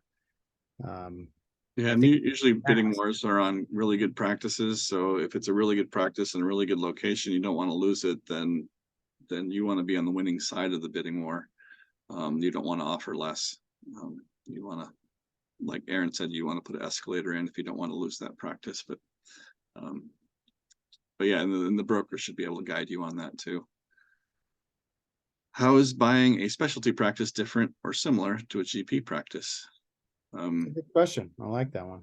Yeah, it's different for us because a lot of the specialists want to keep things extremely confidential, because specialty practices are built around referral sources. So there's often occasions where we don't disclose the name or the address of the practice. We'll first show you the numbers and then make sure that you're very, very, very serious about that practice before we'll even disclose who the name is. And then there's differences in valuations too, which I won't bore you with, but it is a different process. It's a little more definitely more confidential and a little more in depth. The next one is, what's the best way to reach you? So I'm going to just post my email and my my phone number. That's my cell phone. So you can, oh shoot, did it clear it? It did. So anyway, you'll have that there. How soon or close to purchase, for example, ready to buy right now within a few months or year, should we be contacting you for advice? I know you are busy. I just want to find the best time to reach out. I guess if you're reaching out to the bank, I would say the sooner the better. When you start looking at practices and considering practices, reach out to the lender, get pre-qualified again, because maybe, for example, you've got a ding on your credit you need to get corrected, or maybe you're a little shy on liquidity and we can talk about gift money or some of those other things. So,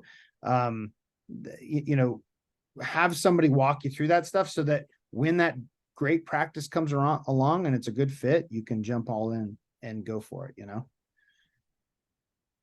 Let's see, last question, our practices in Seattle and East Side really going for over 100%? No. There are a couple banks out there, and I get so mad at them, that are telling buyers that they're selling for 100%. And that's because they're including the AR and the well, they include the line of credit in with the loan amount, so it looks The like working capital. yeah, I'm sorry, Yeah. the working capital. Yeah, so it's really confusing, and there's a certain bank who keeps telling people this, and I just get so mad at them. I've called their high up guy and chewed him out a couple of times. It's like, you got to quit telling people that practices are going for 100% in Seattle and East Side, because they're not. I've sold one for 100% in downtown Seattle, and one for 98% in Redmond, and that's the highest I've ever gone. And I So- will say, to Rod's point, we did a deal. It was a very highly desirable practice, very strong borrower. I mean, with like 7 figures in liquidity. And it was on the East Side. And I think with the working capital, we were at like 115% of collections. So, and I think the purchase price was right around 100%, not far above 100% of collections. So, yeah, that's a rare bird. Yeah, and just so you know, we're talking about, so for example, you want to get working capital, which is money above and beyond the price of the practice. So if the practice is selling for $100 and you get $10 of working capital, and the practice is producing, even 100, the bank is saying, well, we gave you 110,000 on a practice producing $100,000, so we it's sold for 110% of collections. Right. No, it didn't. You got working capital. It sold for 100% of collections. So, yeah. But that was an extreme example showing you what I mean by the working capital. It would typically be 95,000 selling, or producing 100,000 selling for 95. So that's probably the more common case. And we have a number of practices in downtown Seattle. We've got a couple on the east side right now, and they're not 100%. So yeah. I think we're losing participants here. We're talking to ourselves now. Anyway, all right. There's still Thanks, some, you there's guys. still some, but yeah, thank you to everybody that came out. Again, posted my contact information there. If I can be of any help to anybody, happy to answer questions or whatever, but thank you for coming out and taking the time to listen. And yeah, and there's a subsequent email that'll go out that one of our staff people will send out to you with all of our contact information as well. So, all right, you guys have a good night. Thanks a lot. Bye-bye.